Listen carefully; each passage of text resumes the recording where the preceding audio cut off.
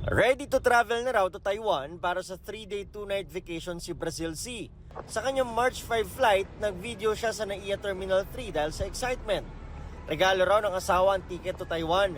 Pero ang planong pag-unwind, naging stressful daw matapos ma-offload. Pagdating po dun sa booth ng immigration po, wala na pong tanong-tanong sa akin. Pinasunod na po agad ako nung immigration officer sa office nila. Tapos po, naghintay po ako ng mga ilang minuto bago po nila tawagin yung pangalan ko. So, bali, naghintay po ako. Pagkatawag po sa akin, sumunod naman po agad ako dun sa isang immigration officer. Dito na raw siya pinagtatanong ulit na parang may ginawang mali.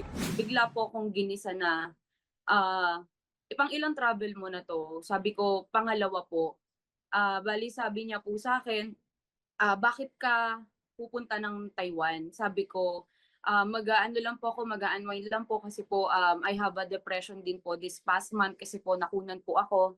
I had a miscarriage po before. Hinala niya may kinalaman ito sa naunang offload incident niya noong October 2024. Papunta raw siya noon ng Hong Kong kasama ang kanyang mga kaibigan nang i-offload din sila ng immigration.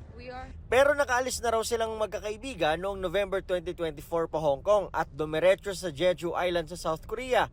Noong pauwi, nag-connecting flight pa sila via Taiwan. Ang hindi pa niya raw nagustuhan, ang mga tanong na tingin niya ay hindi na kailangan. Tulad ng, may anak ka ba? Pahingi ng bank statement mo? May asawa ka ba? Anong trabaho ng asawa mo? Nung sinabi ko po na nasa government po yung asawa ko, bigla po siyang nagtanong na, anong ranggo ng asawa mo? Trauma raw ang inabot ni Brazil sa pagka-offload muli. Ibang usapan pa raw ang ginastos sa flight at hotel accommodations na abot sa 30,000 pesos.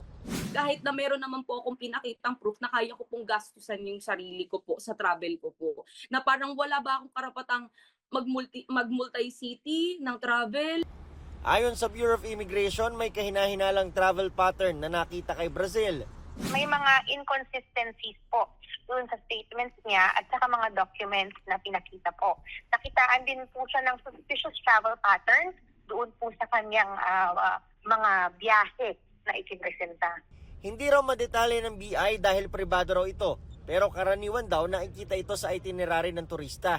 Yung itinerary po siguro ng isang individual is part of the things that we are looking into, as well as kung nakikita po itong pattern na ito in previous cases of human trafficking. If this travel pattern keeps on repeating, halimbawa, or nakita sa isang individual ngayon, at ito po yung paulit-ulit na nakikita sa mga previous cases ng mga human trafficking victims, it becomes a red flag for the immigration officer who is assessing the traveler na nasa harap niya. Wala rin daw kinalaman ng dating record na pagka-offload ni Brazil, kaya ito nangyari ulit. Kaugnay naman sa ibang mga tanong na tingin ni Brazil ay hindi kailangan, iimbestigahan daw ito ng BI. Hearing that po, yung mga posisyon or rango ng partner would not siguro be part of the regular questions of an immigration officer because it does not say anything about the travel. May babalik pa kaya ang ginastos niya sa flight at hotel? Kung makita po natin na meron pong lapses doon sa immigration officer, sa actions po ng immigration officer, it is well within the right po of the subject na mag-request po kung ano po yung nakikita niya na kinakailangang action against the officer or against po or dun po sa kanyang kaso. Maaari rin daw magreklamo si Brazil sa Bureau of Immigration kung tingin niya ay walang dahilan para ma-offload siya. Para sa GMA Integrated News, ako si Nico Wahe, ang inyong saksi.